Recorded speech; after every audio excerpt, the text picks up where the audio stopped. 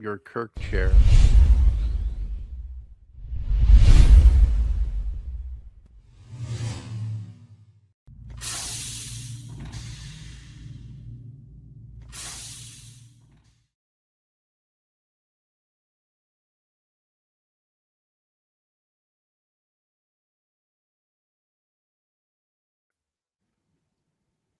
Ha ha ha ha. Nice. Like that intro, right? I love that intro. You like The that intro, outro right? the That's what outro I for the was shows saying. were That's very what I good. was saying while my mic was muted. I was like, what? Wait, what? We got intro? Hell yeah, man. What is this? I've been doing some work, man. Been putting in that work, man. Putting in that work. I figure like this, man. Hey, you got a StreamYard. I'm about to use this mofo. All right. Let me find out what you're all about. So I'm using the hell out of it. So I'm leaving here with something. leaving there with everything. Shut up. Last week he found out that he could hook his soundboard into the whole situation, and he was happier than shit. Right? Now he's figured out how to do all this. So give him another week.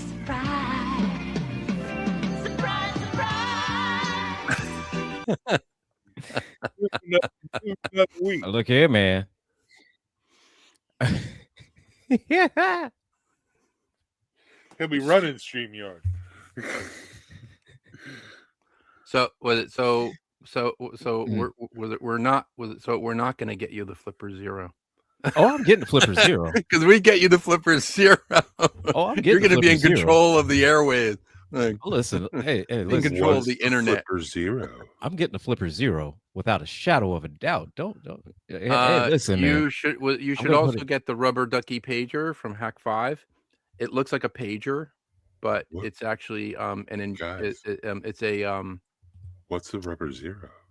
No, the rubber ducky pager from Hack 5, hack5.org. It's HAK5.org.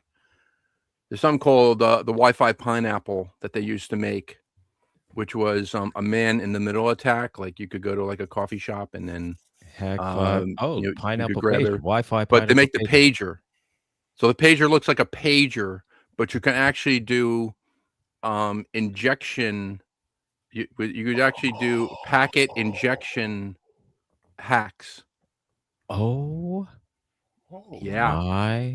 Yeah. Goodness. Oh my God. Goodness. Which is a little bit better. It's a little bit better than the Flipper Zero because people know when you have the Flipper Zero in your hand, they don't know if you have this pager on your belt. And what's cool about it is, I believe that George has skipped some levels here. George is upgraded on this one. All right, because I mean, here's the thing. I like where he's going. You could do packet injection, like with it. Well, with it, it's a priority, but it's like when you get close to the device, okay, it will inject the packet for you automatically. So you don't even have to. You don't have to fiddle with any buttons. So you could do it all automatically. So it would be. I think you. It's like a perimeter thing. Like you can get close to the device, it'll scan it, inject the packet, and then here. George, you just fucked up. You said you're going to be a menace. You might as well be at the top of the FBI list. There you go. Because I mean, the Flipper Zero, in itself would make me a menace, but this right here. Flipper. Well, actually, there's a Flipper Zero, but there's a Flipper 1. The Flipper 1.0 already has the Wi-Fi module embedded in it, so you could take over like Wi-Fi networks and stuff, and cell phones, and Teslas and all this other stuff. Let's see. I already got the Wi-Fi module for the Flipper Zero already. Oh, that's what I wanted to show you. I found. Yeah, but this ain't right here though. Where was the thing I found? they make an app in case you lose your keys to your car, like your key fob. They make an app for your phone that can mimic the Your key fob? the key fobs, and you use your phone's Bluetooth to transmit the code to the car. Mhm. So, and I Oh, was like going, "Ooh, man. maybe you should look into that app." I have to find it. But look here, man. You just messed up. You just messed up for real. Hey, Angry, I've got a question. What's up, bro? This is kind of a StreamYard question. So the chat in the bottom right corner of my screen now. Hi, Shane. Is that a choice that you make as host? Yeah. Okay. Is it distracting you? No, I like it, and I notice it on some shows, but not on others. So I wondered if it was something I was doing on my end, or if it was something the host was doing on their end. Oh, that's a host thing, because sometimes Thomas puts it on, sometimes he doesn't, but it's like a little toggle switch. That rat bastard. And see, I like it because I like having it on here because everybody sees it, and it pulls the chat you are bigger from see, everywhere. If I have you down like this, I might as well be back on the iPad. I mean, really, this is just a high tech iPad at this point.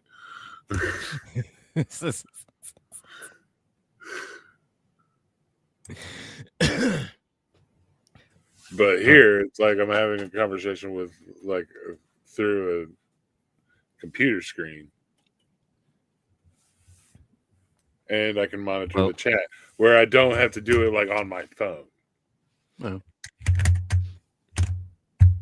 And see, the thing is that with this one, like I said, it brings in chat from everywhere that we're streaming at. Yeah, I can see YouTube, that Facebook, too. Twitch, and everything. So we don't miss any comments. So, yay! Just wish we could get that elusive little TikTok one too. But the TikTok is a pain in the ass, because it's linked up and everything. But I got to get a stream key. But you don't feel like it. I understand. It's not like I don't feel like it. It's just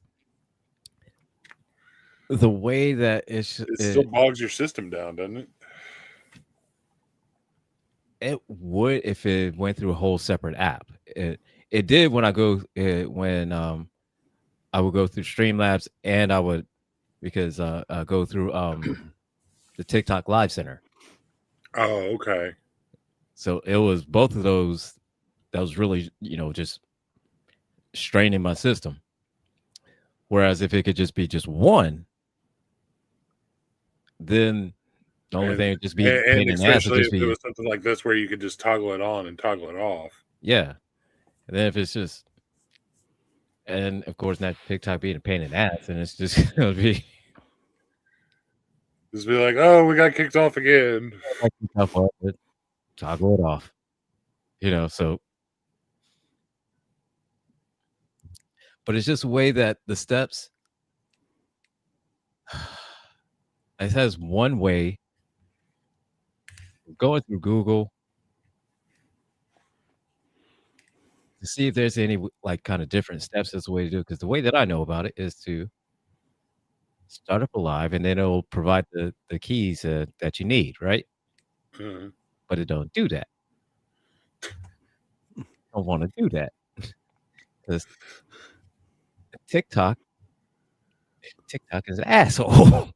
Well, the thing with the Google browser is it's going through security checks.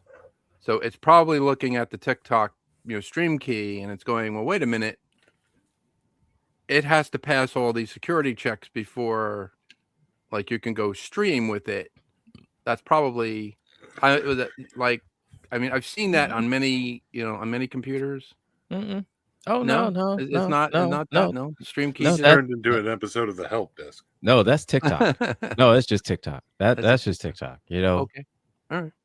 Instagram, Substack. You start up doing a live, and then boom, it shows up right there. TikTok, nah. Do you have to change the stream key every time? I mean, do you have to go get it every time, or can Yep. you just keep a universal one? Oh, you have to go get it every time Every time. for that session. Oh, that's That is a pain in the ass. Yeah, Every that's time. the problem. I think we should use Which base is not that bad. 44. Use base 44 to create an app to find the stream key every time you go on, and then you'll get a brand new stream key from the app. It'll go out and search it for you, and go grab it. No, doing that is not that bad. Okay. It's not that bad, doing that. It's just TikTok is just an asshole. That's all that is. That's all that is. TikTok. Is just I'm very an sorry, asshole. everyone. This is not an episode of the Help Desk. I just wanted to know. Sorry. Okay, let's go on with our program. So today's show, we did a previous episode of our favorite TV shows, and we decided we're going to do a part 2 of that. So that's what's happening today, everybody. So Anybody remember what was on part 1? I don't know. Remember what's on part 1? Hell, I don't know. I can't remember what's on part 1. We talked so much stuff about part 1. Anyways,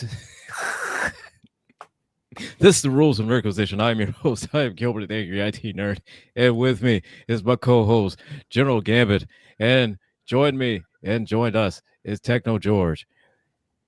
Fellas, what's happening, man? How's it going? I didn't do it, whatever it was. Oh, go ahead.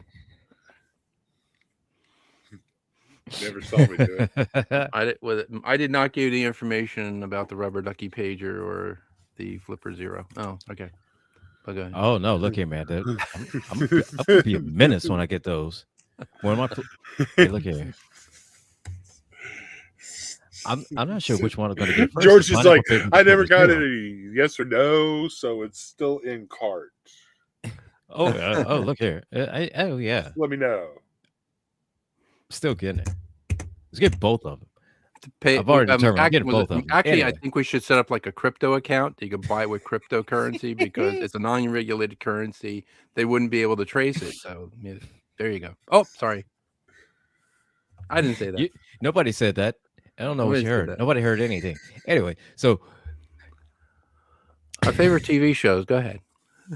No, we Gambit was telling me about talked a little bit before the show started about Fallout, and I had not seen the show, and Blaspheme. I'm looking at it on Google right now, man. Hey, man, it happens. Look, I'm not a big fan of video game movies or video game shows, okay? And so you shouldn't be.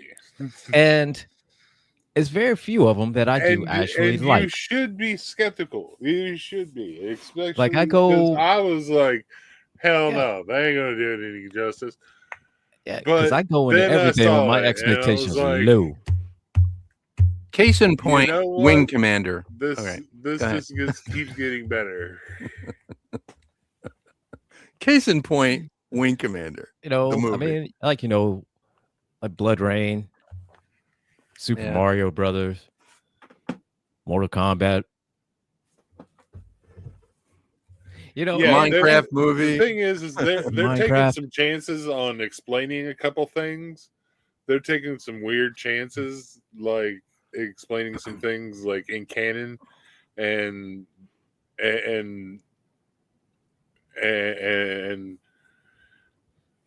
having it still stick, but then it's like, okay, you know what? I'm fine with it. just as long as it pans out right. Keep going. It's one of those shows that also has like 3 different storylines going at the same time. Yeah. That are like kind of interweaving every now and again. Yeah. I kind of hate those.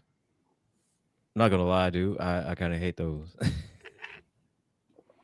Yeah, I know. People just want to watch it from the beginning and go to the end but sometimes you have to watch like the backstories, and sometimes they have episodes of just the backstory. And I get it. I But with get it. Fallout, it's like plus the cameos. I'm sorry. The cameos. Oh yeah, the cameos. But the like showing Cooper Howard before the war, showing Cooper Howard after the war, becoming the spokesperson for for like the vault, like for Vault-Tec, Okay.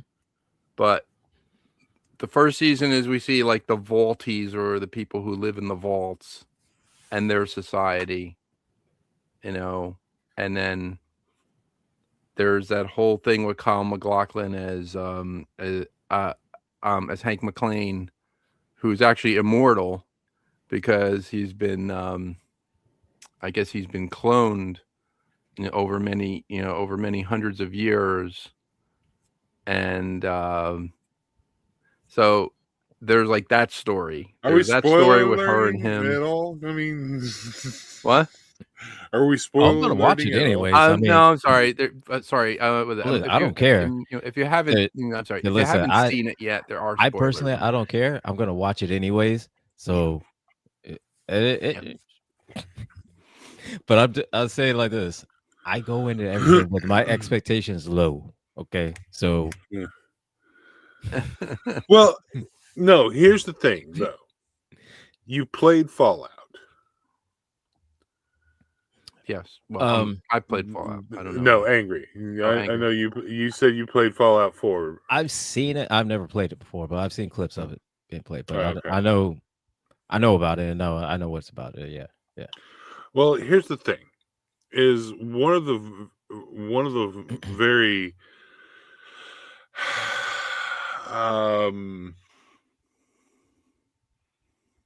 one of the foundational things of Fallout is that you have the main quest, but you have all these side quests.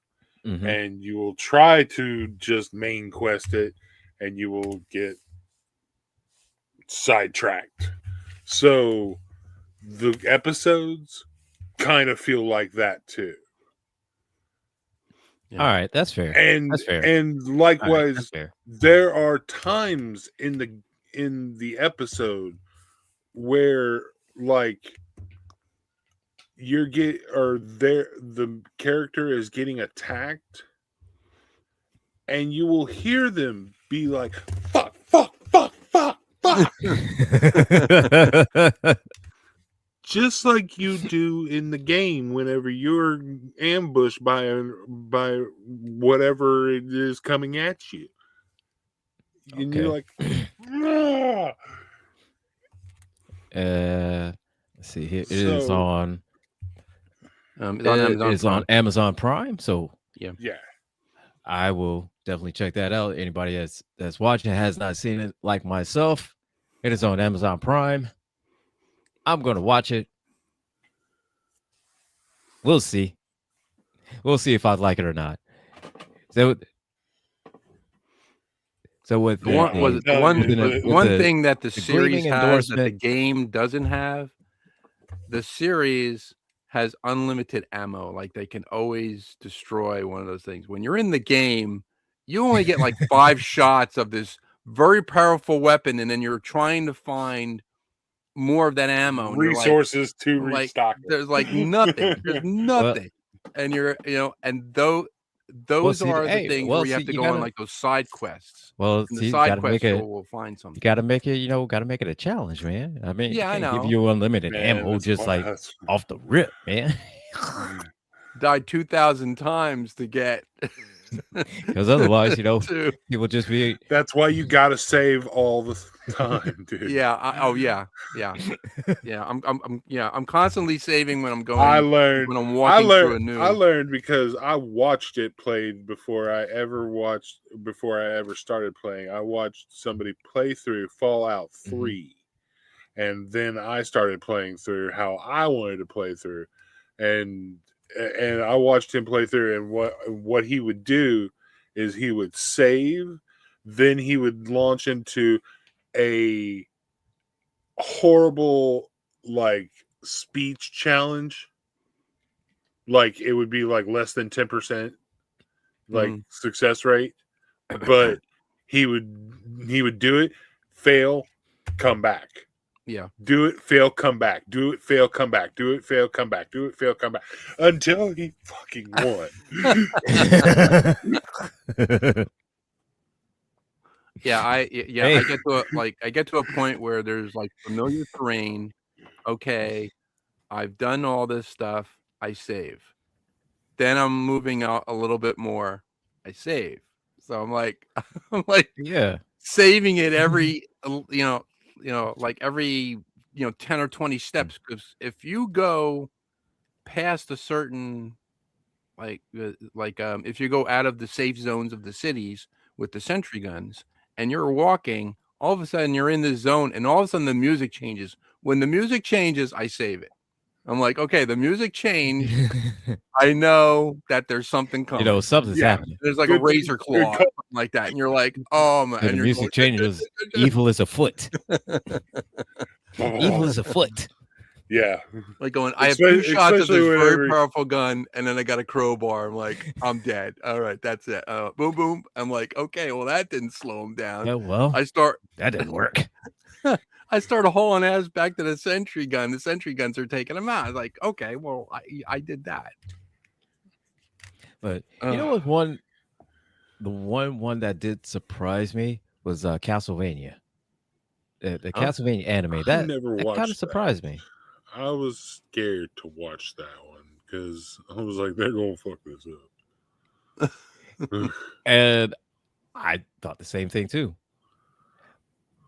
But instead, I thought that they were gonna go with Simon Belmont with the series, but instead they decided to go with Trevor Belmont. Huh. And then brought in, Alucard and then kind of slowly graduated the series over onto Alucard, to basically like in the Castlevania games. But it surprised me because the storyline is pretty good, and it's got some really good action. Great storyline. Animation is top notch. It's actually pretty good. Surprised. Yeah, it did look really good. But you can. Something that looks good, but is. I believe MythBusters did prove that you can actually polish a turd. You can polish a turd, yeah. So it is possible. It's possible that it looks good. Yeah. It's just not good. And that's fair. That is fair. I thought the same thing too. But I watched it, I was like, okay, this is actually pretty good. It's actually pretty good. I used to play this game back in the early 90s with my friend Dan on network. We actually networked it together. It was called Battle Bears. It was the most hilarious thing because they used to curse these little bears. So they had this one bear that was like, you had like different factions. You had like bears, you had storks that would drop bombs, but the bears had machine guns. And the bear would go and go, take that, you motherfucker. And it would go beep, beep, beep. And it would like kind of bleep it out, but you could hear him go, take you mother fluffer. That was hilarious, dude. I want that game.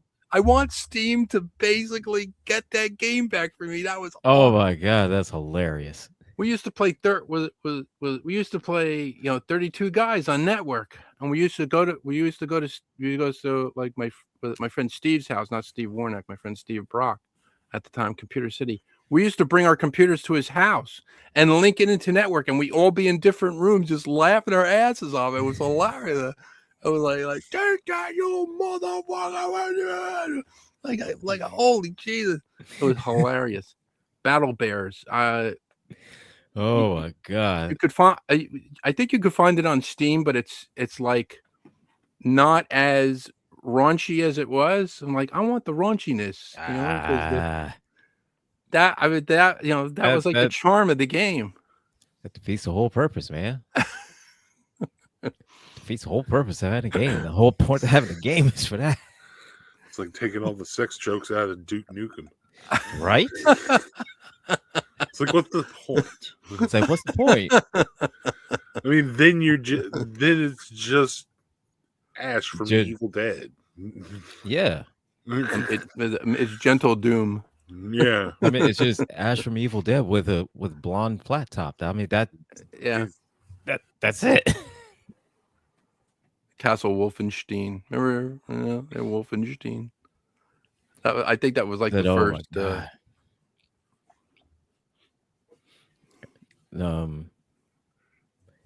Another one that surprised that was really good was Twisted Metal. Twisted Metal. I know we mentioned about it before, but Twisted Metal, that one was amazing. And round two, the model company's coming up with they're coming out with the Twisted Metal van with like the clown head on the top and the guy. They're coming out with that. Yeah, that's pretty cool. Oh snap! Coming out with that model. Sweet Tooth van. Yeah. Ice cream truck. Ice cream truck.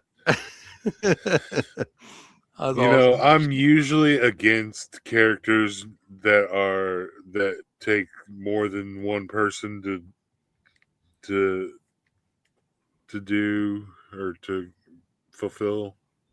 Mm-hmm. But that one I am making an exception for because Will Arnett and Samoa Joe do such a great job.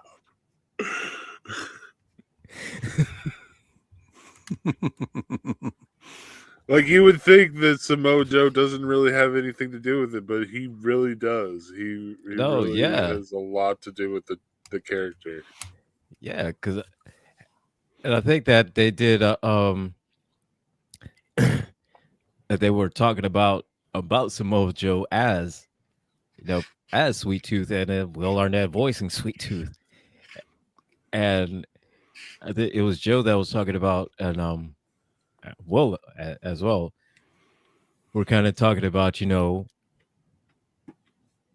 when Will, how he voices it, how Joe is supposed, his reaction, his physical reaction to what Will says, and then and work out the whole time on that, and it was just it came together beautifully. They're tiny for a great character.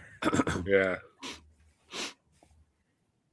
but that was what that definitely surprised me. That is how good it was, and then we had some really, really bad ones. Oh God. Had some bad ones. Like Street Fighter cartoon, that was bad. Mortal Kombat cartoon, that was bad. Or the Mortal Kombat live action. That was even worse.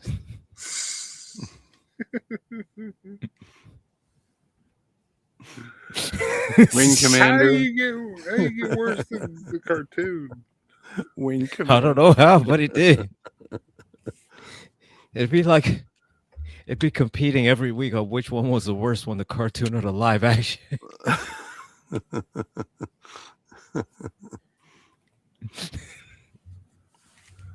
Oh my God. That's basically how it was, yeah. Every week. It started out on Monday. So all right. Conquest was pretty bad. Brought to you by UPN, the same folks that brought you Star Trek Voyager.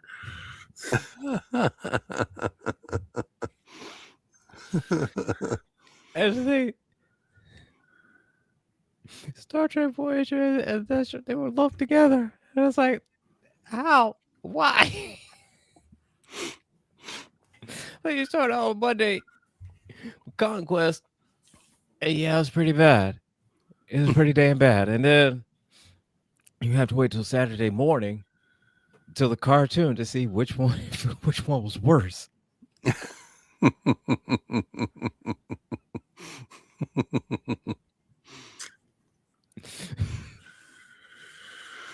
Sometimes the cartoon won, sometimes it didn't.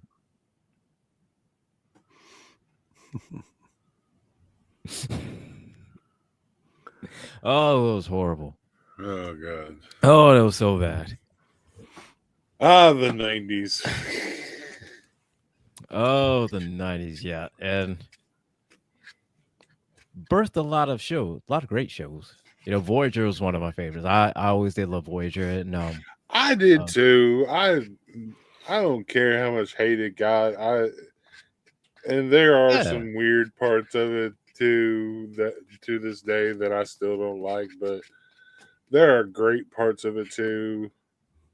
I think the main thing for me was that I hated how it ended because to me it just felt like it was rushed. Yeah. So it was like, it was way too abrupt. Yeah. All of a sudden, the last episode, they found this big ass warp tunnel, and the warp conduit, through the star, and all of a sudden, it just slingshot him right back on the Earth, like right there. Poof. Well, right the future Janeway came back to give them advanced technology. And I'm like saying to myself, so wait a minute. So she's on a different timeline. And I'm like, but she's with the other Janeway. Okay. I'm like, that's a stretch right Where's there. Where's the temporal variance? Where's the temporal variance? Right. Where's the whole... So where's the time? Where's the Time Lords and shit? So what happened to the Q? The Q could have come in and said something. So anybody... Nobody had anything to say. I did like that they brought back Alice Krieg from Star Trek First Contact for for like the series finale as the Borg Queen. But I did like the thing that I figured that she was going to do that. She was going to have the Borg nanoprobe enzyme injected into her, because if they assimilated her, she should have been So like I said, that was the only thing about it. It was just rushed. It just felt like it was rushed to me. And then years later, finding out that it was, kind of was. Enterprise was rushed as well. Extremely. Oh my God, yeah. And Enterprise was one. It grew on me. It had to grow on me, and and the main thing was for me was that opening intro song. There were a bunch of throwaway episodes. Oh my God, yeah. I did like Carbon Creek though. Carbon Creek was a good episode. Yeah, that was a good episode. Yeah. If you look in the sky, like if you look in the sky, you can see, Sputnik. I've already seen it. Like I've already seen it from above. That's funny. Yeah. Yeah. There, like I said, there was a Silent Enemy was a good episode.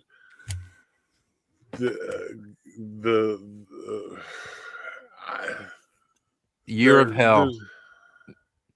Yeah, Year of Hell. Year of Hell. Yeah, that was a good Voyager episode. Steve wrote that one, and they stole it from him. I think. Steve Warnick. Wrote that one. Oh man, I think they stole it from him.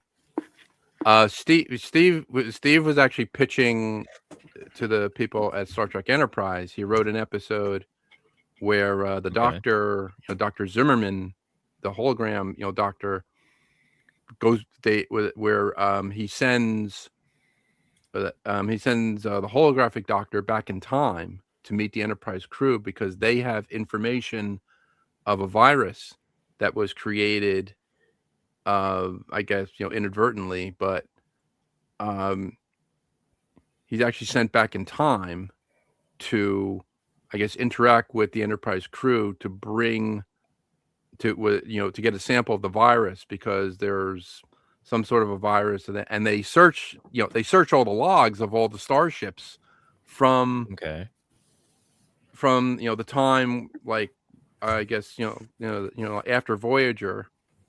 So they search all the way back, and they go, it's not in any of these logs. We don't have anything. So it's like so they find a clue that the Enterprise crew encountered, Archer's crew encountered this, I guess, like this virus, and Dr. Phlox was the one who provided the clue. But now he's dead, and some of his logs, provide the clue as to what that is. So then, Dr. Zimmerman from the future sends his holographic, sends him his holographic counterpart back. His EMH. His EMH. So it's very interesting. And then, there's a whole thing, like, where Dr. Phlox is talking with the EMH, and he's like, well, how did you do this? And how'd you do this? And how do you do this in the future? And he's like, I can't reveal any of that. You have to basically go the way you're going to go, because I can't, because, because of, like, the temporal prime directive. And he's like, oh, okay, I understand. But then, yeah. Okay. Yeah. So, yeah, there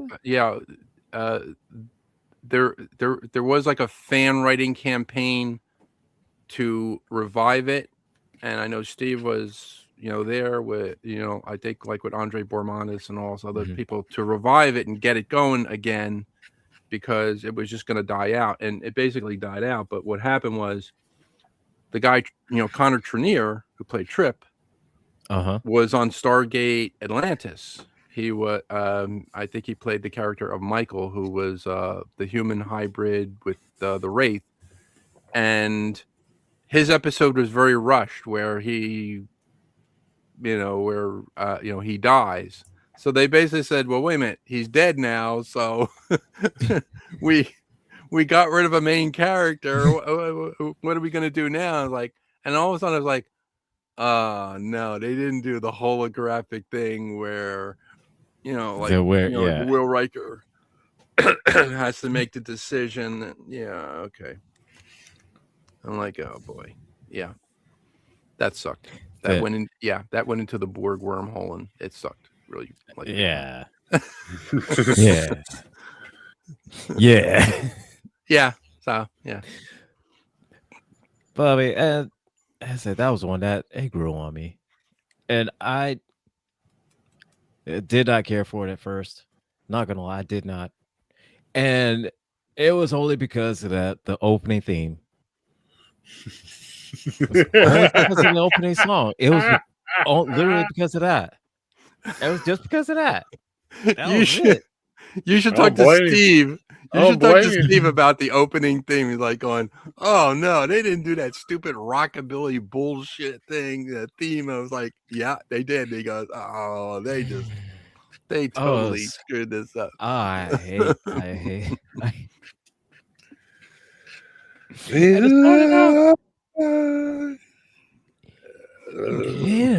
I will always get past that.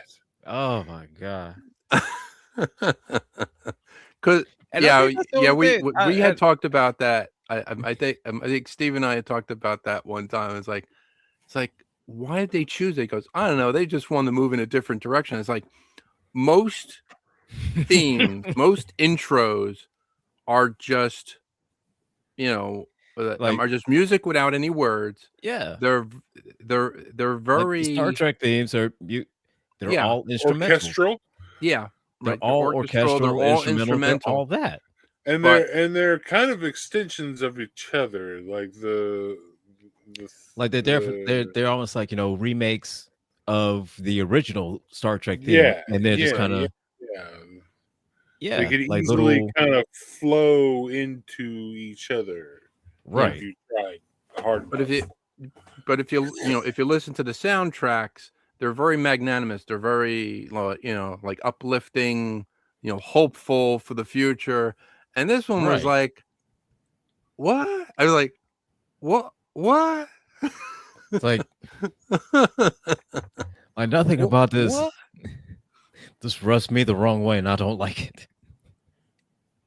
Like the And first, I think like the the whole first. and No, and the entire first season, it like it was a slow burn for me. It went kind of slow for me. And the only reason that it went as slow as it did was because of that damn song. Like the whole first scene, it was fine. It was great, you know. Yeah, it was more, it was exploration. It was fleshing out the characters, Yeah. all this other Yeah. stuff. When they put the And Marines on board, that's when it started getting better. When yeah, they put like the Marine contingent on Which board. that was during the Zindi conflict. Yeah, the Zindi right. conflict, That right. Yeah, was, the Zindi, yeah. and that was season 3. That was when they really started hitting their stride. Right. That's when it took off. Yeah, Yeah. Yeah. it was like Deep Space That Nine. was when I they had, started like, watching Jemadar. week. That was whenever I actually caught up with them. Yeah. I found the show, downloaded Mhm. everything I could find on I think Kazaa at the time. Kazaa, LimeWire. Yeah. Everything I could find at the time, and watched it and actually caught up with them. And then I was watching week to week with them. I was waiting for the next episode to drop so I could download it and watch it. Yeah. And I think that if I saw the beginning of the Zindi conflict, then I would have been a lot more invested in it. Right. I think so. See, If that I was if a I caught up thing. with that. The first episode I saw was something about the time. I think it was between the Suliban and the time. It had to do with that whole thing. Oh, yeah. Yeah. And that was what looped me in. And I was like, okay, now I have to find out what this is all about. So I had to download the couple episodes back and like figure out what. And that whole arc, the whole arc with the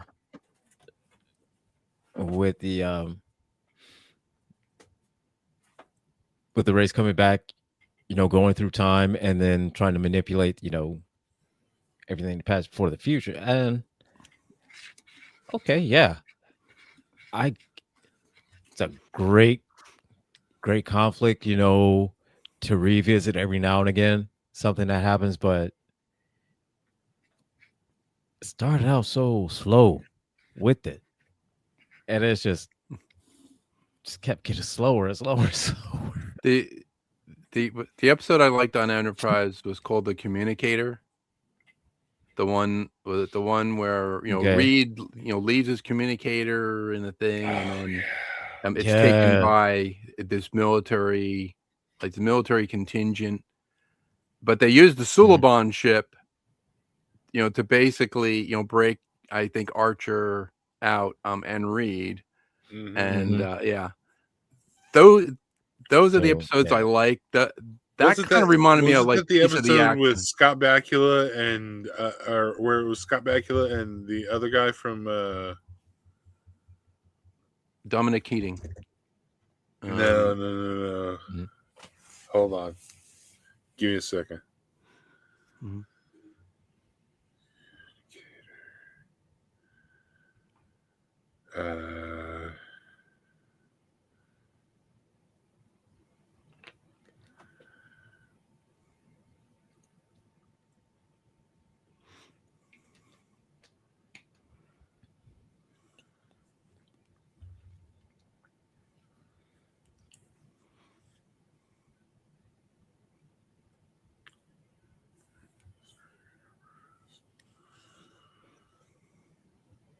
Do you remember what season that is?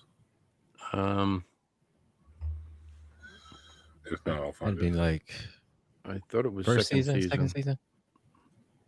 Probably second season.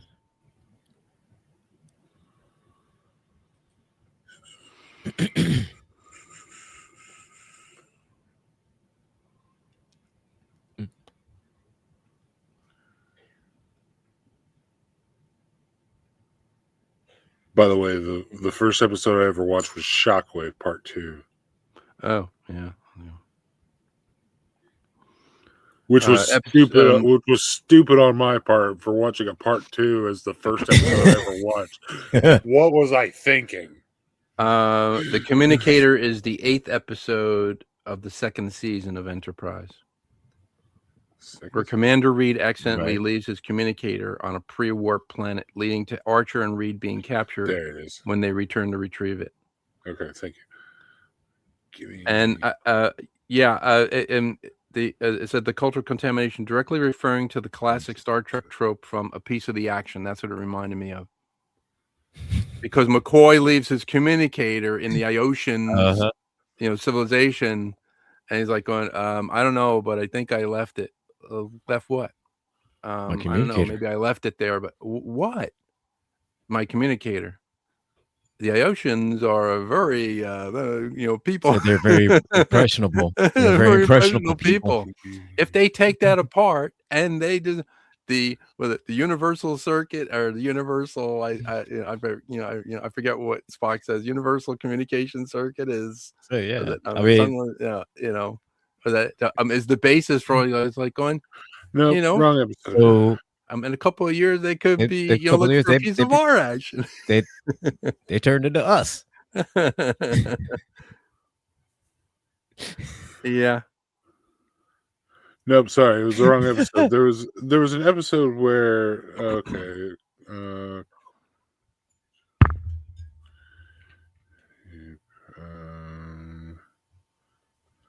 damn it, why do you do this to me?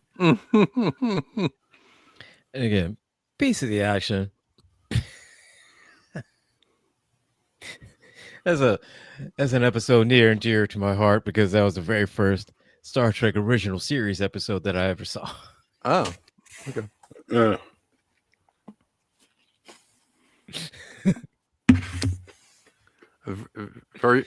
Very first one I saw was the Corbomite maneuver. That was the first episode of Star Trek I ever saw as a kid. I used to watch them first run on NBC on a Wednesday night at 8:00 on Channel 4. So,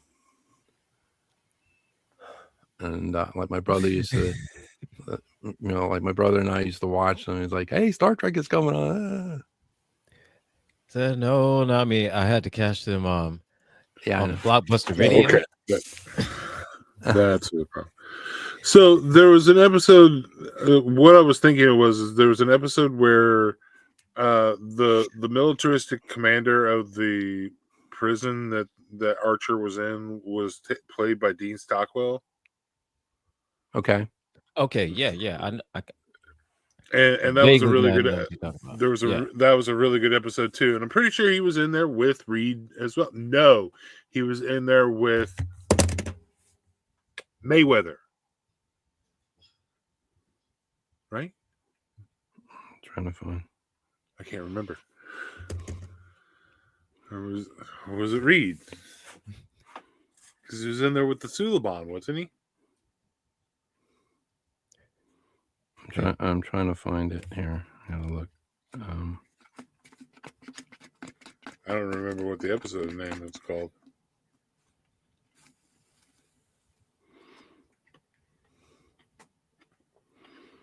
That's where he freed the Suliban.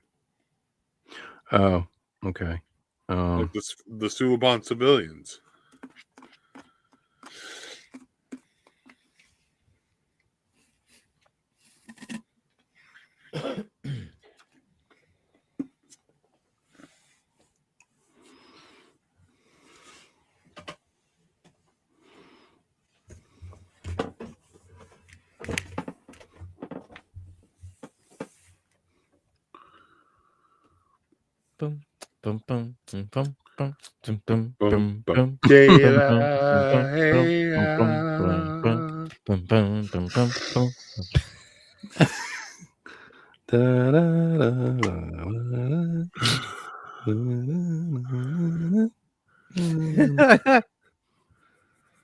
I was like, girl,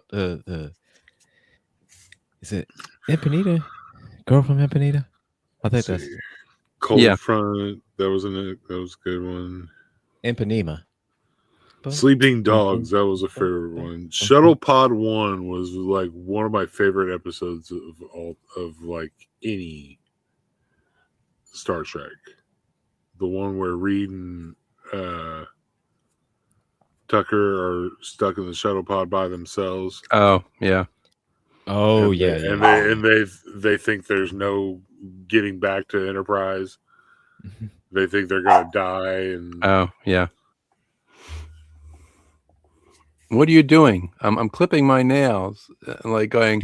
Pretty sure you know, after you die, your nails are gonna be growing. It's still gonna be growing. That's the thing that caught me from that. He's like, damn it, he's right.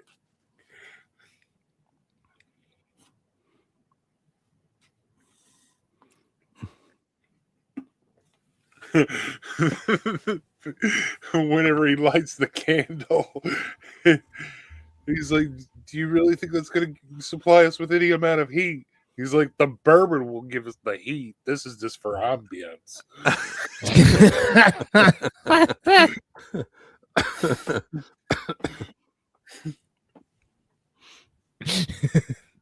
This is just to set the mood. Shit. This is just ambiance. We already got heat.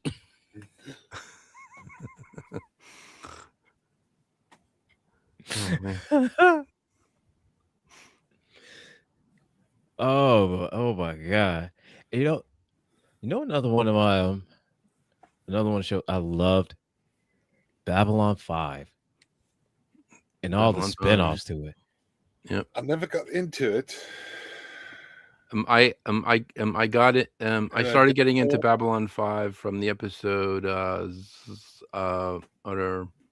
called Zahadum, where Sheridan finds that his wife was his wife is on a survey team, and they find the planet that the shadows are on, and they walk into that cave, and that's where the shadows are. And I was like, oh, but yeah. I like that one.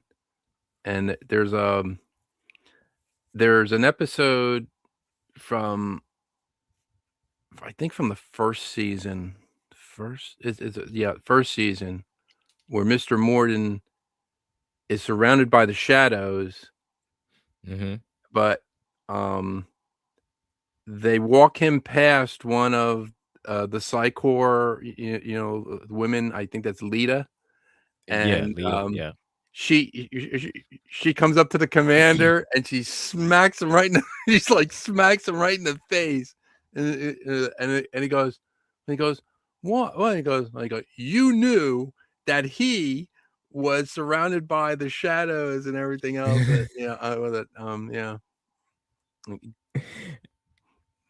Oh man, I had a friend before he passed that he let me borrow he had all the complete Babylon 5 series on DVD.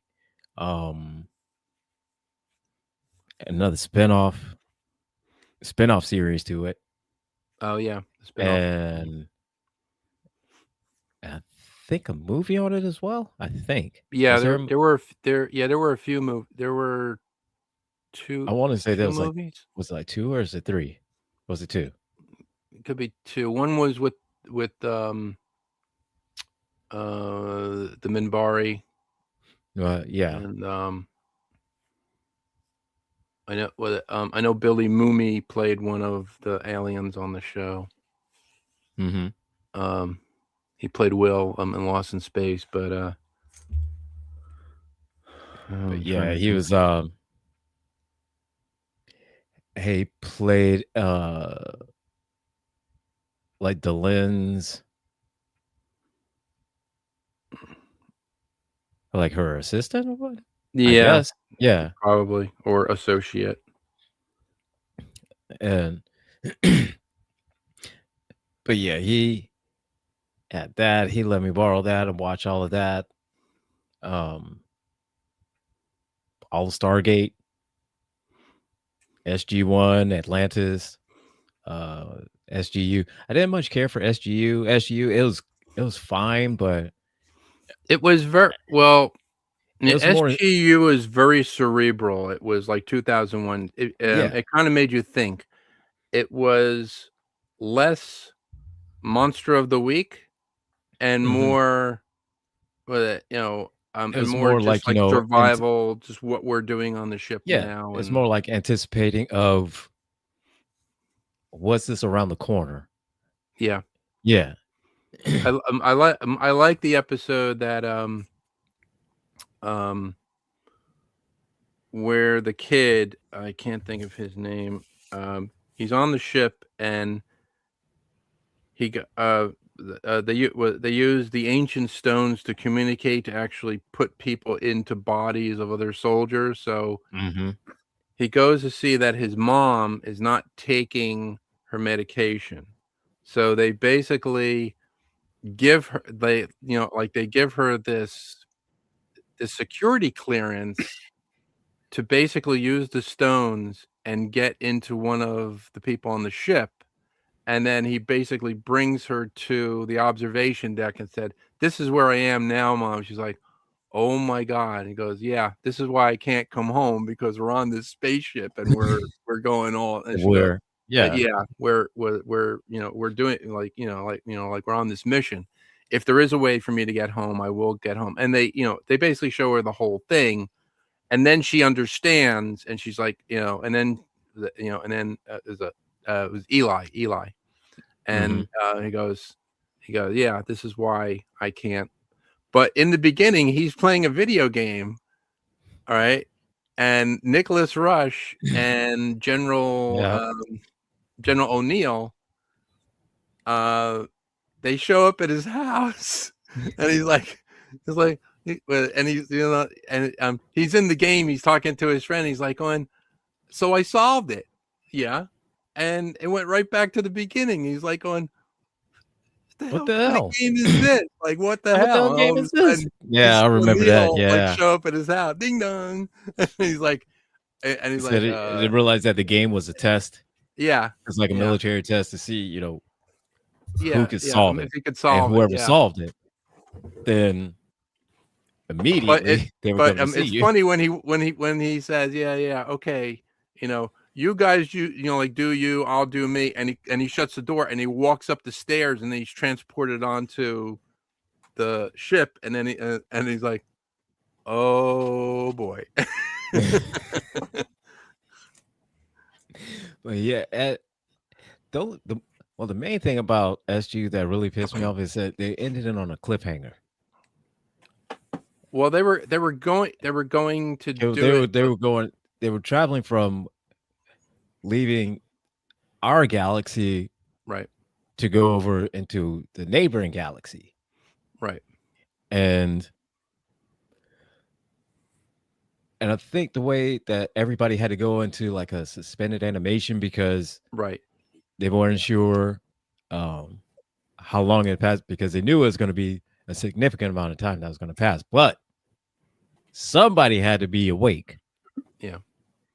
And I don't know if like Eli volunteered. It was Eli. Yeah, it was Eli. I don't know if he volunteered or got volunteered, but either way, voluntold. You doing this? I can't remember if he volunteered or was voluntold, but either way, he was the one that was awake so he could wake everybody up once they got into the next galaxy. Right. Because they were going to shut down most of the power to certain systems because the drones were looking for the ship. The drones were trying to destroy the ship. And so they needed to conserve all the power they could to get over to the stuff. And to the other galaxy until they can find a planet that has resources that they can use to refuel. Yeah, it was the ship itself could fly through, I believe, the photosphere of a star, and actually these these reaction Bussard collectors would come out of the ship and actually collect the hydrogen and the energy from the star and recharge the entire ship. That's what they found out from the one time. But they were going through, I think they were going through like a blue star system or something like that, where it was like like a blue giant or something like that. Yeah. And there was extreme radiation, but yeah. I did. I mean, I liked the series. It was really good. And it became a favorite of mine. Like with Stargate Atlantis, it was new. It was a different galaxy. It was a different threat. Right. Stargate SG-1, I really liked. I liked what was it? My favorite episode of SG-1 is it's the one where there's this guy on the planet trying to manipulate time, and he's trying to find his debt. I guess he's trying to make the day last longer for his dead wife so he could see his wife again, all this other stuff.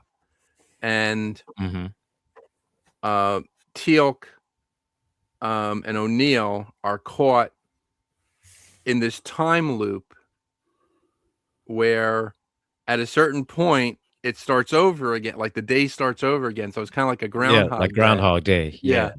And O'Neill has a thing where Daniel gets hit by that. He gets hit in the hallway. The guy's not looking, and he hits him, and he always just lets him get knocked down, which is funny.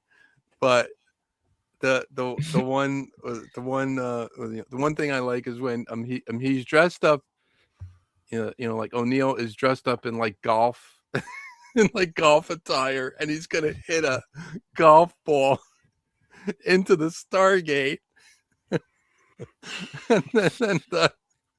and General goes, Colonel Neil, what the hell are you doing? Like going, really? In the middle of my backswing? and it just goes zoom. And then he does the thing with Carter where he like kisses her passionately. And he goes, so what are you doing? I'm waiting so I can do this. And he goes, shoot. And Teal'c keeps getting hit in, he keeps getting with the door, and they keep putting the thermometer in his mouth. It's funny, the whole episode, but yeah. I don't think that's the main thing is why, I think, SGU had to grow on me a little bit. Yeah.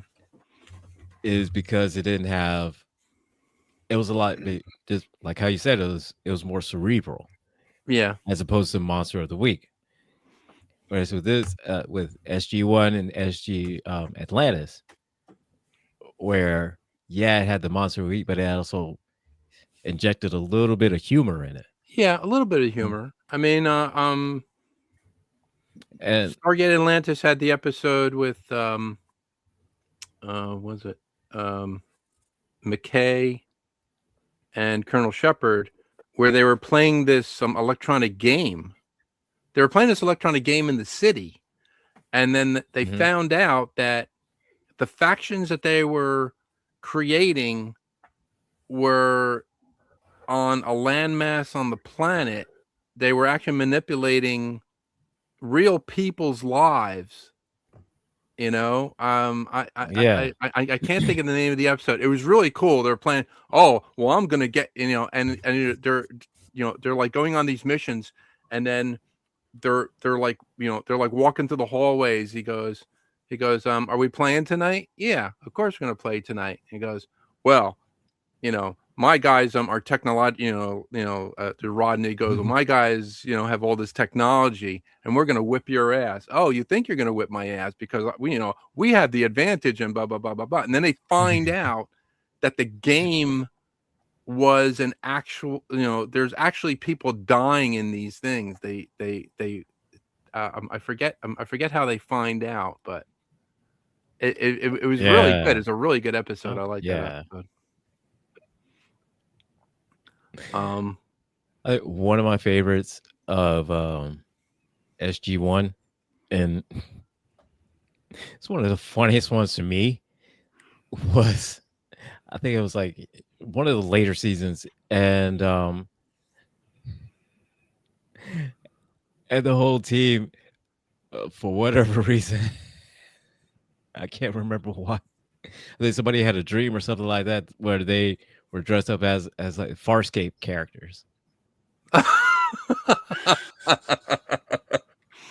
And what made it even funnier was that I think in that later season there were a couple people that actually were from Farscape that were that's right. regulars on the show. That's right. Ben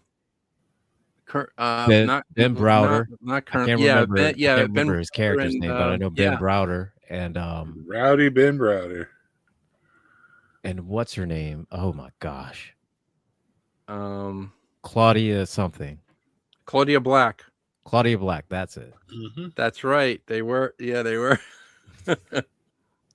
Yeah. Oh yeah, I remember that episode.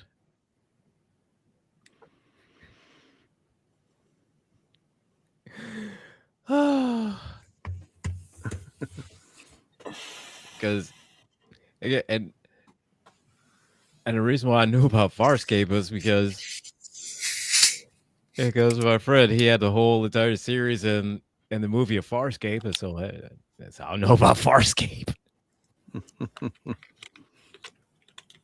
Farscape was a damn good series too. Oh, it was so great. Yeah, I remember. I remember.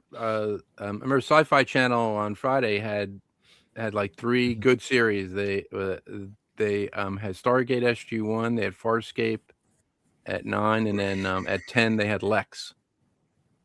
Remember the Lex? Series. I haven't seen that. I got to check that out. I've never seen that one. It was a weird series, and my friend used to love it. Oh, you gotta watch it. I'm like, okay. It was about Lex. It was this all powerful spaceship that they find. I'm like, okay. Okay, all right. Farscape was literally like Jim Henson going, "Oh, you want Star Trek? I'll give you Star Trek. Oh, I'll give you. I got you Star Trek."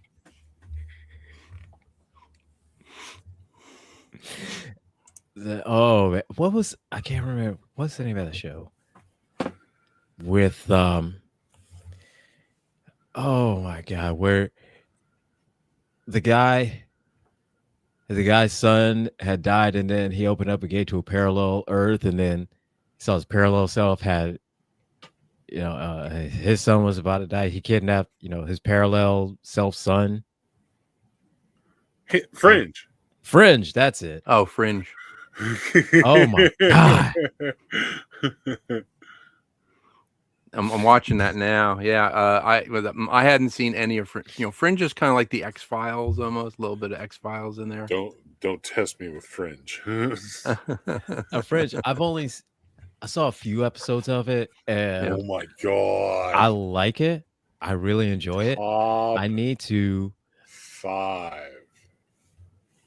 Said how many seasons ago? Like, because I think I've only seen like first season. I think they went like how many 7? seasons? Oh my god, that's so much shit. I got to catch up on with that. 5 seasons. 5 seasons. Okay. Yeah. But I always loved the premise of that show. I always loved it. And I remember 5th season's only a halfie. And I remember that, that he found out he was from the parallel Earth, and his dad was. They could have. Yes, his dad, but not his dad. But they got yanked. They could have easily done 8. They could have been a Star Trek series easily. Man. But they were like, "You're over budget." That's how it always goes. Thanks, Leonard Nimoy. But that was pretty good. It was a pretty good show. It was a pretty good show. Oh, it was a damn good show. Oh my god, yeah. It was a fantastic show. I love that show. Like I said, easily that's in my top 5. Yeah, it's a great show. It's like my wife used to watch Grimm all the time, and I was like, "Grimm, what is this?" And it's like, "Oh, it's like the fairy, tale Grimm." I love Grimm. Grimm was another great show because it took the premise of like the Brothers Grimm fairy tales, right, and basically kicked it up a notch and added steroids to it. I mean, it's a great show. It's a great show, and near at the end you realize is that the main title character, his name is Nick. He's actually the Grim Reaper. Oh yeah, he's actually the Grim Reaper, and all of the the monsters and the werewolves and all the other stuff like that. They were like demon hellspawn.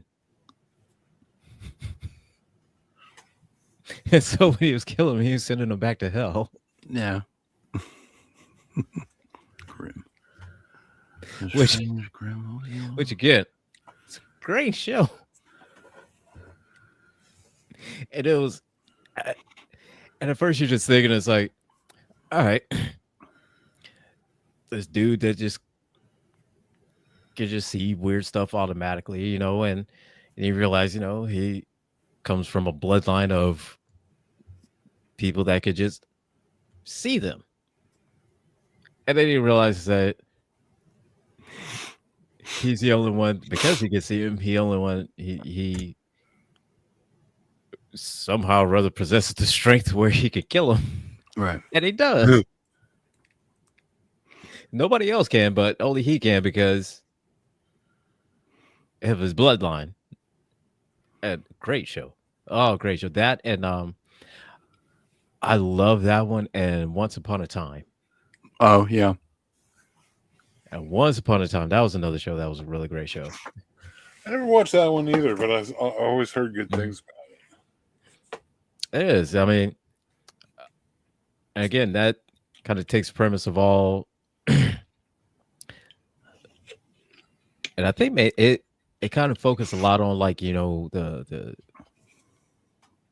movies that the main Disney movies, like Peter Pan, Frozen, Snow movies White, like that. Snow White, yeah. Snow White, Seven Dwarfs, and they put them in like in a world where hey, they're all interacting. Where Little Red Riding Hood, yeah, her grandma. And then you learn is that Little Red Riding Hood is her whole family is cursed because now she's a werewolf. Her grandmother was a werewolf. They're all werewolves, and she was cursed by it. And so the show, it takes like it adds a spin on the stories of these characters that we know, and get fascinating show. It's like we don't know the backstory. We know from like our childhood. We know the main story of that, but of Peter Pan. We don't know the lore of Peter Pan. But then it explored more of the actual lore of Peter Pan, and in which the original story is that Peter Pan was actually, the angel of death. So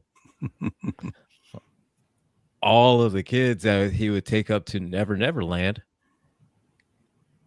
they were ones that they were ones that they died, and Captain Hook was the good guy trying to take them and return them back. You know what I mean? And hey, Harley, how you doing? And it explored that the original story of that, expanded it out, and it's like made Peter Pan as it like hey, why is he doing this? What does he need to do this for?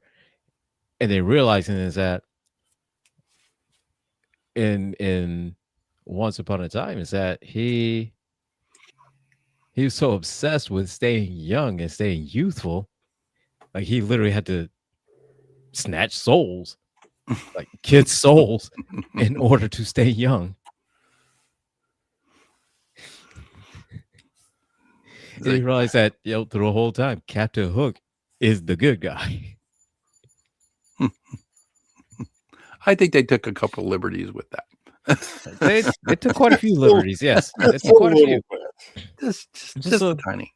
Just a couple of them, and but again, I mean, it's a great series. It's a great series.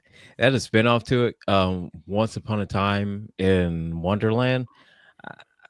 I tried watching. I couldn't really get into it. But did you see the trailer for He-Man and Masters of the Universe?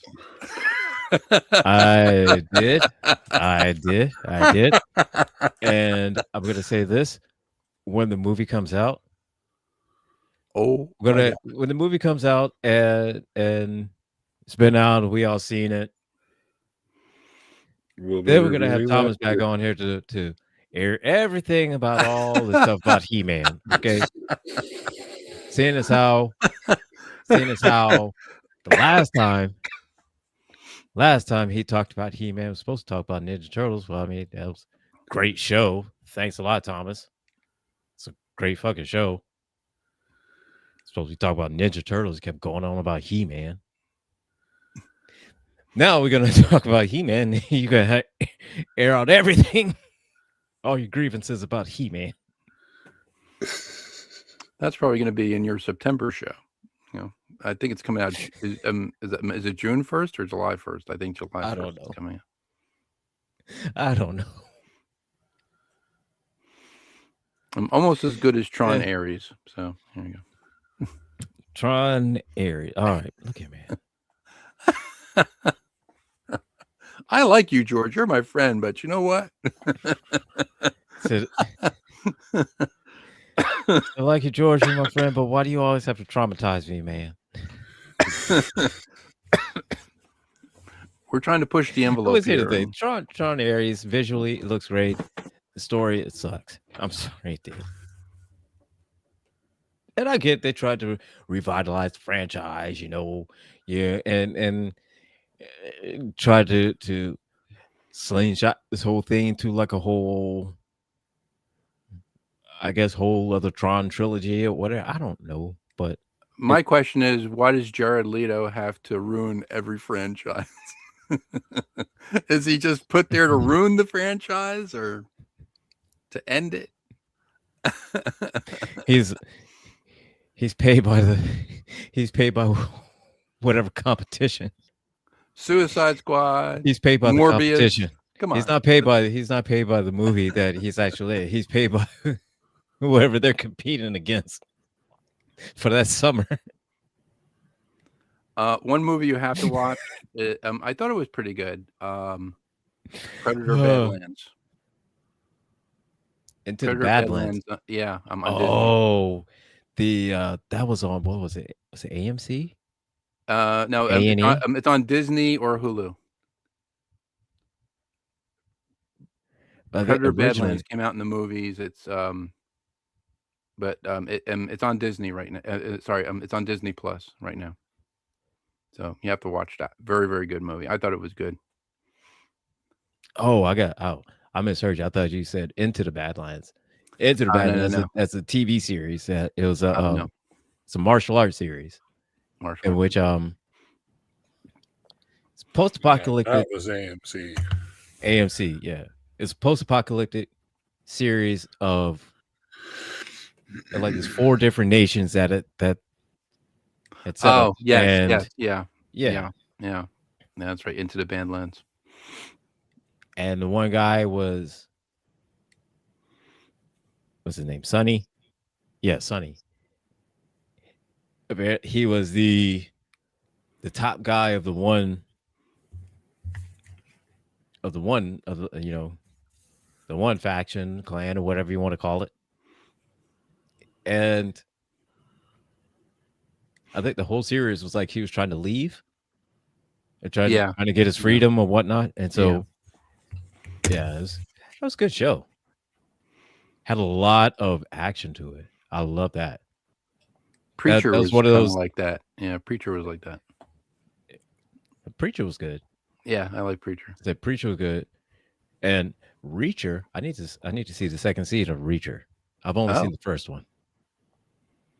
First, second, and third seasons are out on Amazon Prime.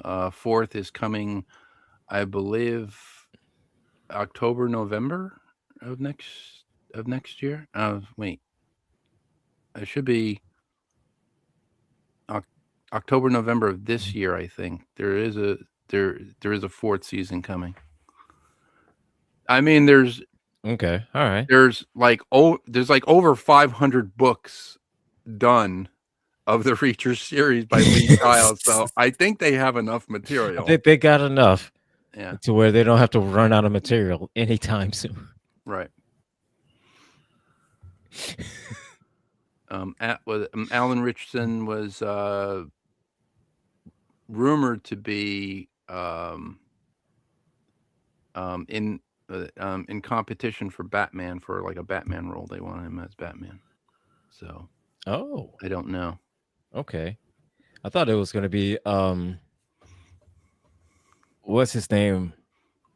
Jensen Ackles. Oh yeah, Jensen Ackles. But hey, Alan Richardson, I mean, I'm not mad about that. Not mad about it. Although I would love to see him play Hyperion. Not gonna lie, I'd love to see him play Hyperion. I think he would be great as Hyperion.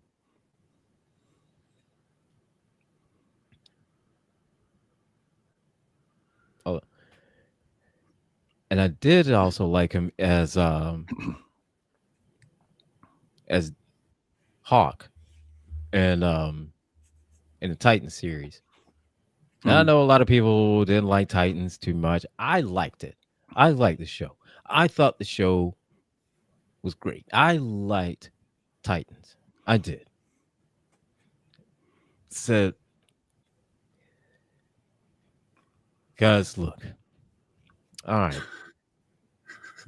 I like the show because, and I know people didn't like it because, so maybe Dick Grayson started out the episode said fuck Batman. So what? We all say fuck Batman. All of us do. We can't stand him. He can't stand him. We can't stand Batman. Fuck him. Fuck Batman. Hell, I can't. If you don't like how the way they portray Starfire, I loved Annie Diop. I thought she was great at Starfire. Now, with that being said, you could clearly see the budget was not there for Starfire's powers. It was not there for that. But when they did, that was some great shit. And I understand people didn't like, the way they did Raven and Trigon. I get it. But look, keep an open mind, and this is a whole other, it's a different Earth, okay? This is a whole completely different Earth. This is not this not 616 Earth. This is not, Earth 1. This is not, it's a whole completely different Earth. It is a separate Earth. Look at it like that. Are you mad because the Batman of that of that Earth finally kind of bow at the Joker? Because he did.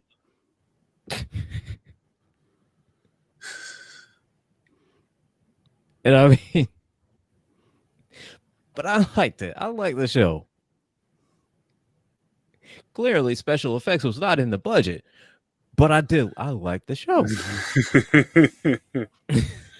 We rely on story. Yeah. And the kid that got to in play a Superboy, show based around superheroes. right? You know, the guy that got to play Superboy, I loved him. I thought he was great. In an era where we are competing with Disney. Exactly. So don't be a Titans, because we need them special effects. Yeah. And yeah, absolutely, Harley. The budget was for other things. Starfire was an afterthought. Yes, she was. Yeah. And I know a lot of people didn't like the show because I guess because of, you know, how Tim Drake was portrayed. Well, I liked the way they I liked the Tim Drake they got. I liked him. I thought he was great. You know, and sort of like, you know, fell into the whole role. Well, not really. Fell into the whole role of being Robin, but you know, almost the same way as in the comics he did in the show. You know, he except instead of, you know, seeking out Batman, he sought out Nightwing, or he sought out Robin. Well, but yeah.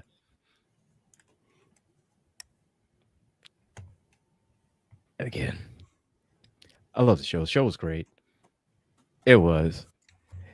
They just need a bigger budget for special effects, but it was great.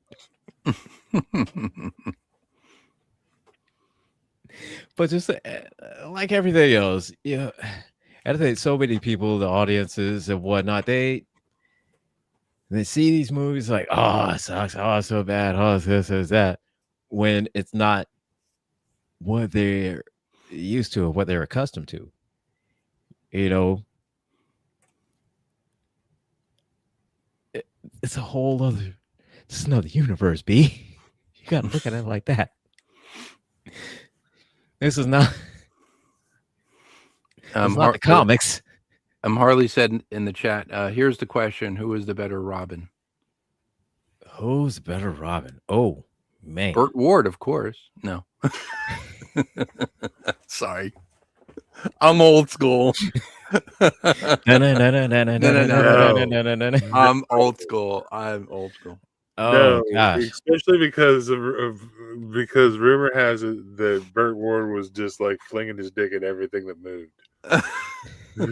Well, that's the 60s. Come on. He's just like humping everything. It was the 60s. It was like, hey, like, it was everywhere. Hey, I'm Robin.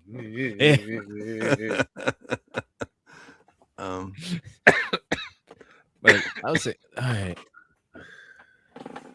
better Robin.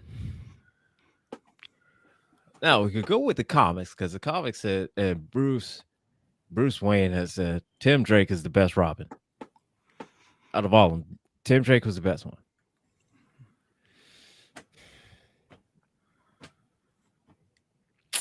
My personal one, I personally, I like Damian Wayne. I personally like Damian Wayne. I was gonna say as Robin too. That's my personal one. As much as I hated Damian for a long time. I wanted to hate Damian. But after a while, the more I hated him, the more I loved him. Right? Because he's just such a smart ass. Right? I think the funniest thing was oh my god, what was it? Was it Batman versus Robin? I think it was that Bruce is on his way to a date, and then Davey calls him up, and, and it's like, "What are you doing?" So I'm going on a date. So look, have you used protection? Have you do this? So I understand that this life artist is lonely, and you need it. You need a trollop.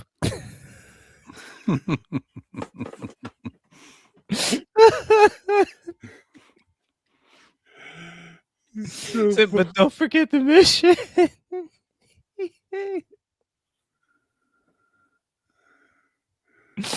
Oh my god! But man, That's the that stuff was that made me love him. it was stuff like that. That was how I was like, I like this kid.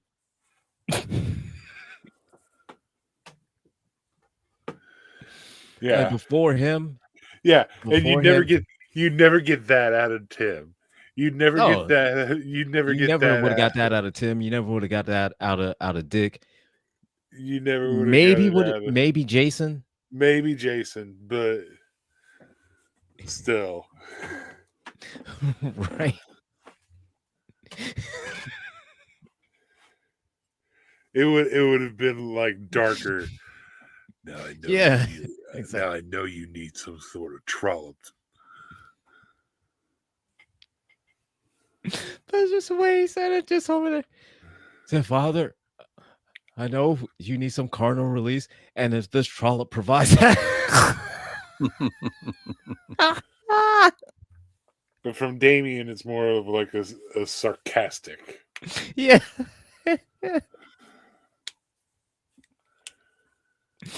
Oh my god. That was the funniest shit for me. What was that? Was he? Batman almost got into a car accident because of that. Because of that, yeah.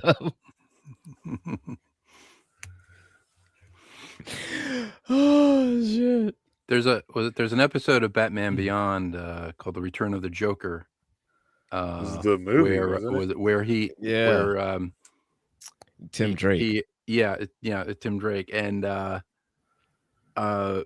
he now works on satellite systems. He's an older guy, but there's a scene where Terry's dressed up as Batman. He has the invisibility cloak on, and he goes to he goes to go monitor his actions, and he goes, and Tim goes, are you gonna decloak, or are you just gonna keep sitting there watching me? And he goes, how'd you know it was me? He goes, well, I may not have the costume on anymore, but the abilities are still there. Something like that. It's really I may not wear the may not wear the mask, but the instincts never leave. Yeah, this instinct never leave. I love that scene. Which it's not wrong. I did like the line from Harley Quinn, like going, oh, like going, oh baby, get mommy's bazooka, will you?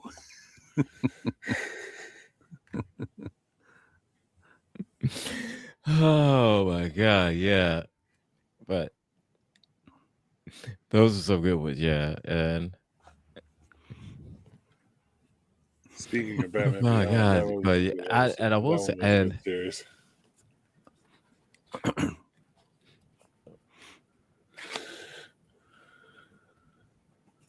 I'm sorry, what did you say? I said, speaking of Batman Beyond, that was a good series too.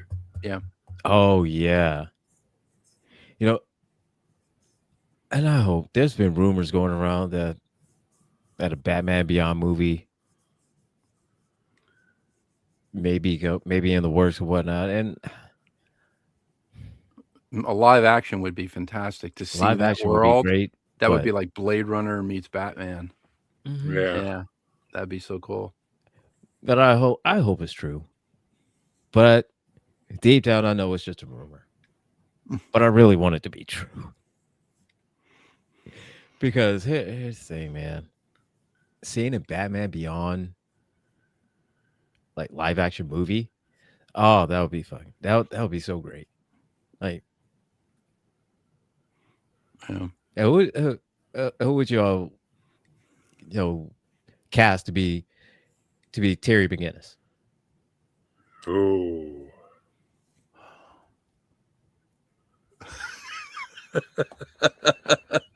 Because I'm not gonna say it because it was from our last show, and I was like, oh, that would really. I was like, no, I better not. I'm not gonna say it. no, From our because last I mean, show, it my would have been. no, because I say my pick is Tom Holland. Tom Holland would be good as Terry McGinnis. Yeah, I could see that. My pick is Tom Holland as Terry McGinnis because he looks like at right about age, or even he could play like a Terry McGinnis in college or something like that. Yeah, or yeah. I mean, he still has the boyish, innocent, Yeah. like the innocent boyish charm. Yeah, yeah, and he could play that part of Terry McGinnis. Going into college, or like how with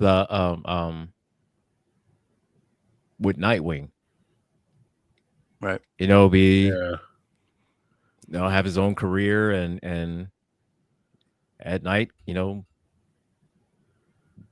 beat the fuck out of people. I mean, that. I was thinking about the kid from the the Flash TV series. I thought, Grant not the Gustin? movie. Grant Gustin. Yeah, right, yeah. Yeah. I mean, I guess he could be good. I mean, he is in the Yeah. DC universe. He is an actor. Is like going. Maybe we can, pick from that pool of, people. Said, hey, could but A little older. he's the Flash. He's the Flash. Yeah. Like he's Yeah, he's the Flash. He's always going to be the Flash. Okay. The only other a very very distant could be Timothy Chalamet. Maybe. Yeah, I can see that. Maybe I'll go see Andrew Garfield as an older Terry McGinnis.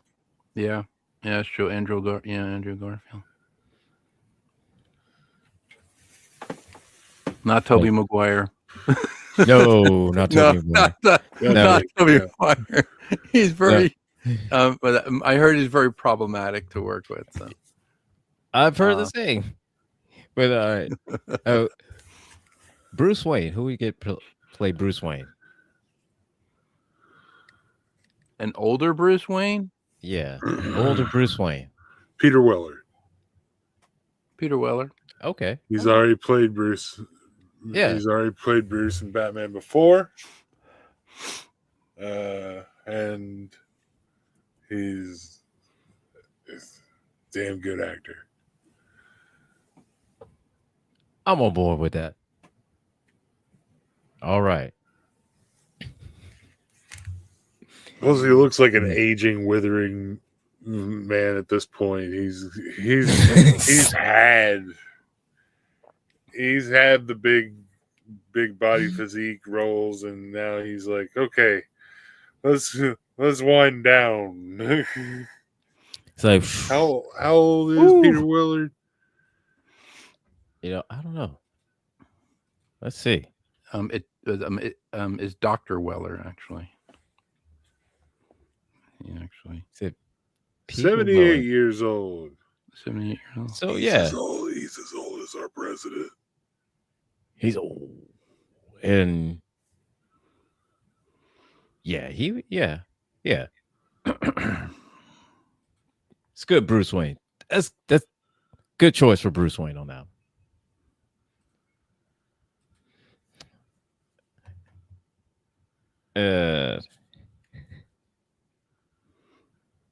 I remember the one episode of Batman Beyond in which the clown twins, the clown twin girls, and you find out their mom is Harley Quinn. Oh yeah. Yeah. Oh yeah. Yeah. Yeah, that's right. Oh my god. Pierce Brosnan or John Hamm? Okay. All right. John Hamm from Mad Men. Yeah. Okay. Peter Capaldi. Peter Capaldi would be good. Mm-hmm. Okay. All right.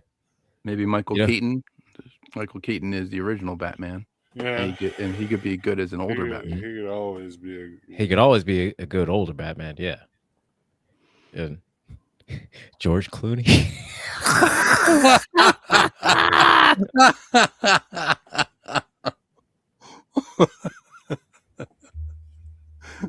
Damn you, sir. Him just paused there for a minute, like going, "I'm looking for a weapon. You. I gotta find a weapon." Damn you. It's like you could hear the record scratch that just went off inside his brain. Just said George Clooney.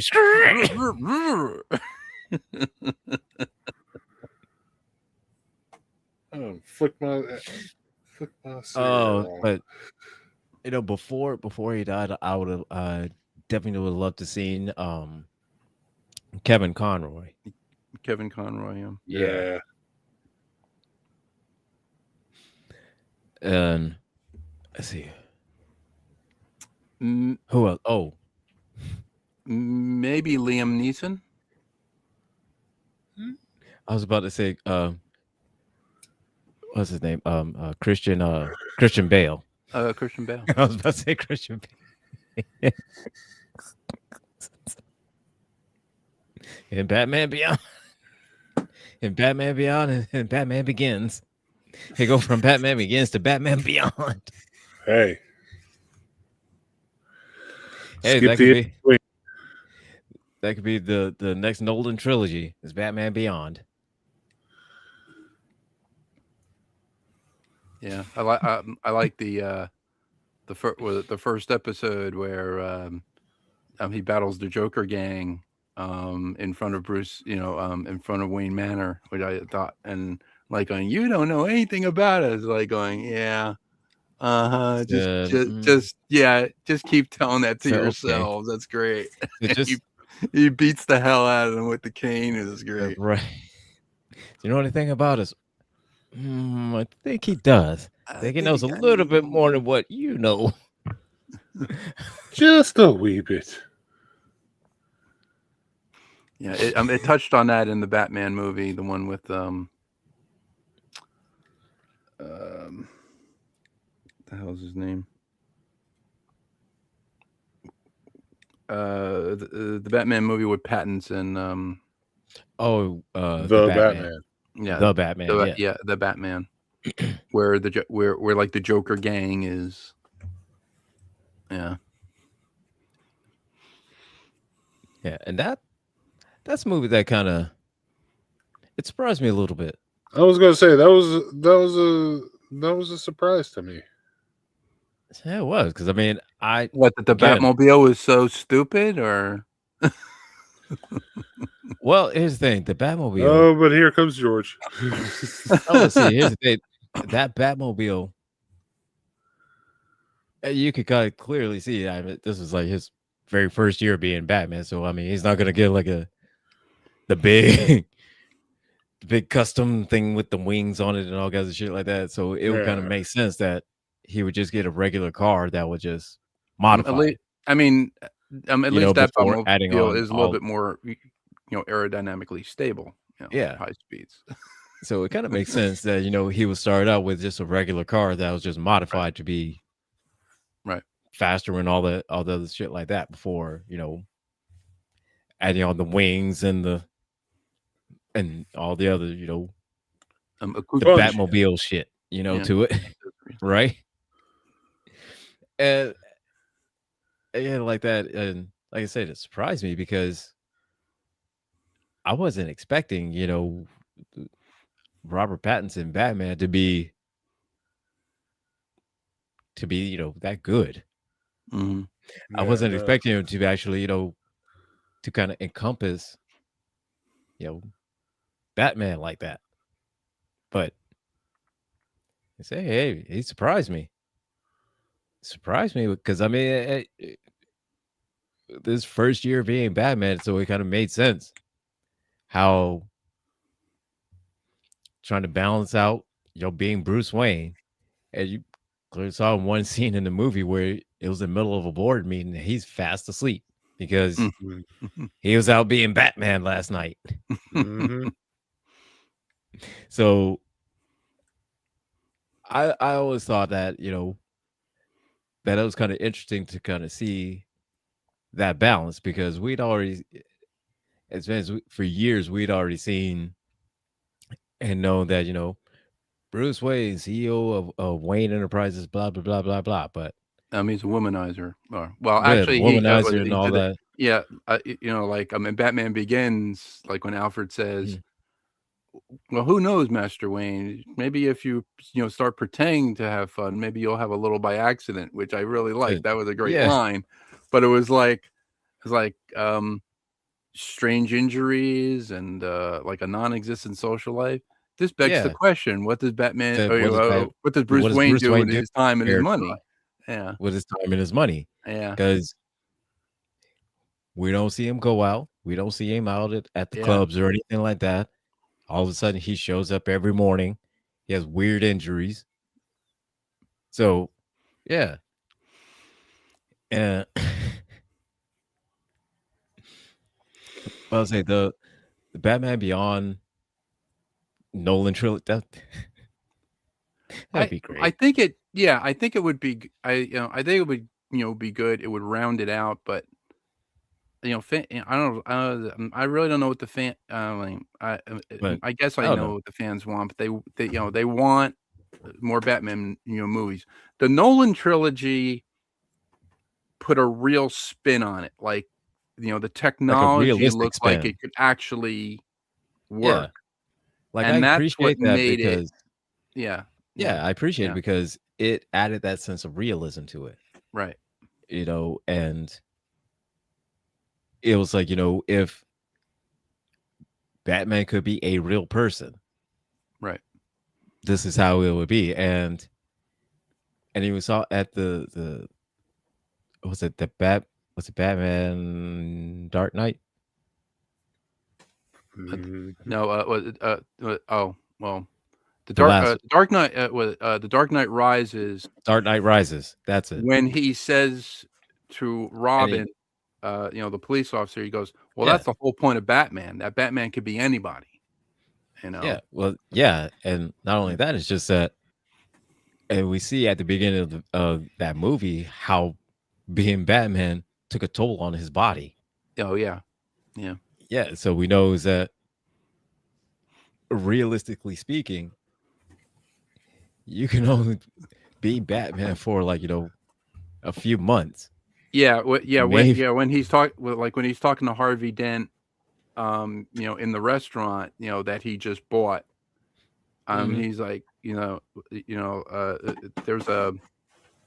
there's a speech that Harvey gives where he says, you know, Batman can't do this forever. He needs somebody to take up his mantle, you Yeah, know. And then he talks about the Roman thing and all this other stuff where, like they suspended justice and they, where like the Romans, did this and all this other stuff. And they had one man, take care of that. There's an animated feature. I believe it's on Disney Plus.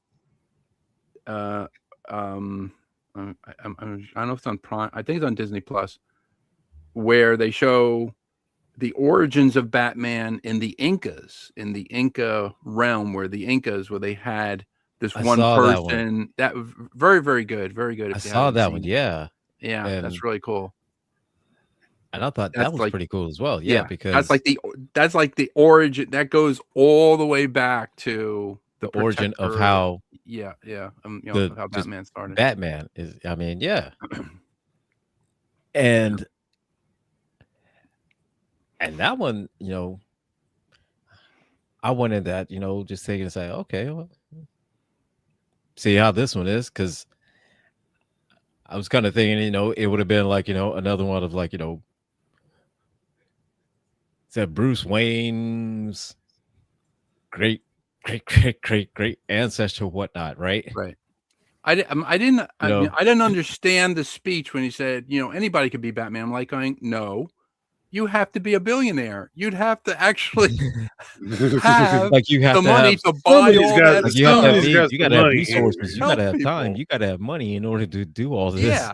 and to have Like, all that, to be able to do all this shit, have all that shit. You got to have money, man.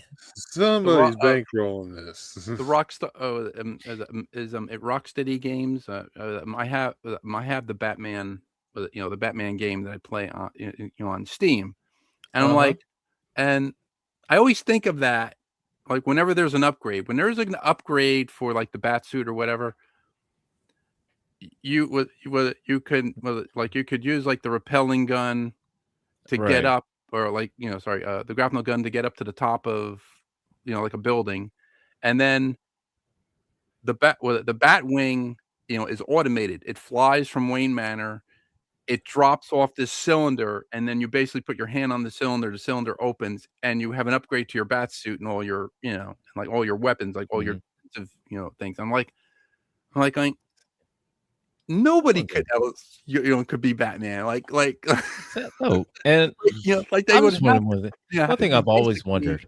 Yeah, they basically would have to be a billionaire or trillionaire and have all these bases all over the world to basically to be able carry to on to stuff do all and have that. arsenals all over the And world. I'm like, one thing I've always wondered, how and where does Batman fill up the fuel tank for the Batmobile? well, Because Is it's not it like unleaded? Is it here's the no, thing. no. It's not No. like it's not like he can't stop at stop at a 7-Eleven or some shit like that, and just pull off to the side, and then it can't do that, because I mean, if you read the technical manual, the Batmobile is fueled from a nuclear power cell or a nuclear reactor, which is under Wayne Manor. okay, all So right. it's nuclear. Yeah. So I don't know if it's I mean, I would assume it has its electrical components. It is a Batmobile, turbine. it runs off of Chernobyl. All right, cool. That's fantastic. And I mean, Because it's in the not solar. game. I mean, it's not solar powered or anything like that, because I mean, Well, it's at night. in the game, kind of defeats the whole purpose of being at night. It's like it's not solar power. Yeah. In the game, you get these different defensive weapons for the Batmobile. So you get like it's not really a shield, but it's called ablative armor. So it's kind of like an armor that can actually fix itself to a certain point. But you can go for these upgrades once after you beat up 25 guys or 50 guys and you complete this one mission, because there are like in the game there is I think it's the Red Hood. I can't think of the name. The Hood? Yeah.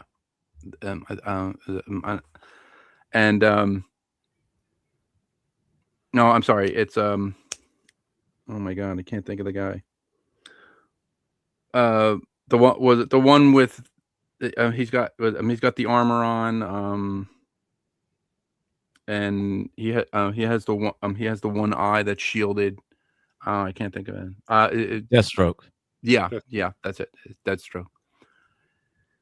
He basically is the antagonist of the whole game, but he has these factions all over the city, and you basically have to destroy the factions where you would get certain points to upgrade the Batmobile or upgrade your armor. and upgrade certain things. So, but yeah, it's like some sort of like plasma injected power source inside the Batmobile. So, All right, so definitely not 87 unleaded. Got no.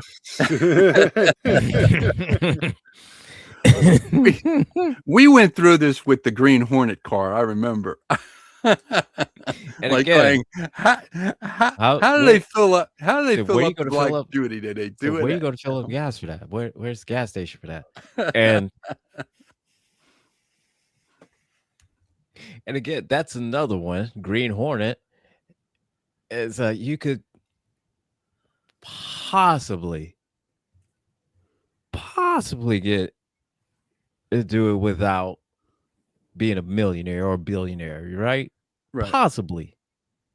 Because I mean, here's the you could do that and the crime will pay for itself. All right. So you could be his own self-sustaining engine and you're just doing control crime, whereas like, hey,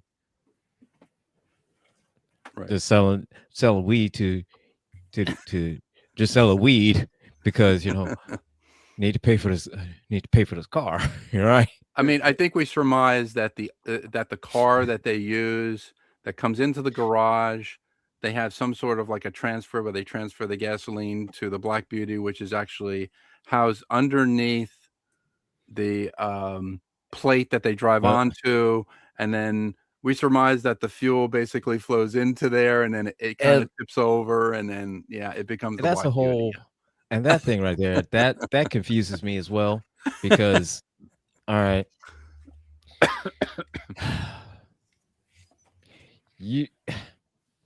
it's a cool concept, all right, to hook the car in there and it flip over and it's, I was like, all right, but what if the clamps? What if they loosen up and the car falls? Where is that going to fall to? Because there had to be some part of underneath that would allow them for somebody to walk down to that area and somehow be able to fill that car up. I don't. How does unless the Black Beauty runs on nuclear power, just like the Batmobile. Here we go again. So look, I got way too many questions about these 60 shows from it, and then with the Batmobile in the Batcave there, right? It always had the same thing. All right. And the Batcave in the Joel Schumacher what's his name? The Van whatever his name. That in the Joel Schumacher series. The Joel Schumacher Batman, right? Where the where the Batmobile had an elevator that kind of rose up underneath from the ground. It's like, why? And a lazy Susan. Along with it. So it's like it never spun around. So it spun around.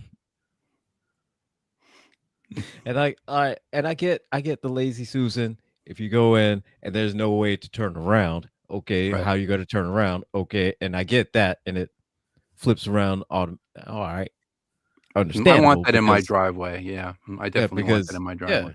Because there's no roundabout, there's no U-turn, there's no parking lot there, right? Yeah. And I understand that, and I get that. But what I don't get is the Green Hornet driving his ass right into that parking garage. It clamps. It flips over upside down, right? And you go back to getting it again, it flips up. And it's on the side to where it leads out of the garage. How?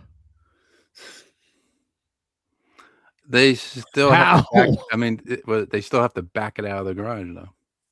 They would still have to back it out of the driveway, but every time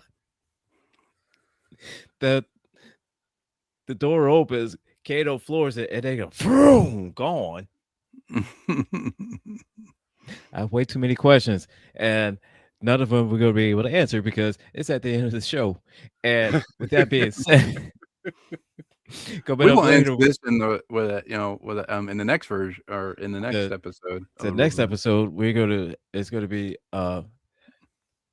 questions that I can't answer. Questions I have that have no answer. That will be the next topic of the episode of the next show, and we'll find that out in next week in 7 days. Coming out later, coming out next, we got the Kitty Effect with Jeff, and possibly double duty with George, right there at the bottom. After that, we've got the Villains View with myself, Gambit right over there, and Taz and then Taz J and Thomas. We will be discussing. I don't know what we're discussing. We're talking about something. Anyways, after that, we got conversations with Teen Nathan. And then bright and early, Monday morning, we have Misunderstandings in Furniture Moving with the Sound of Coffee with Thomas Bishop. So everyone, this has been a great show. It's been a fun show. I have a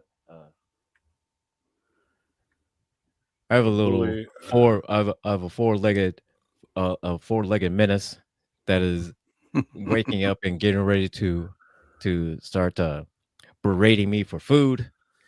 So that's how we're going to end this show. If you would like to advertise with us, go to gcpr.live, click on the advertise with us button, fill out the form, and we'll get your ad up tonight. And on that note, everyone, we're going to end it like this.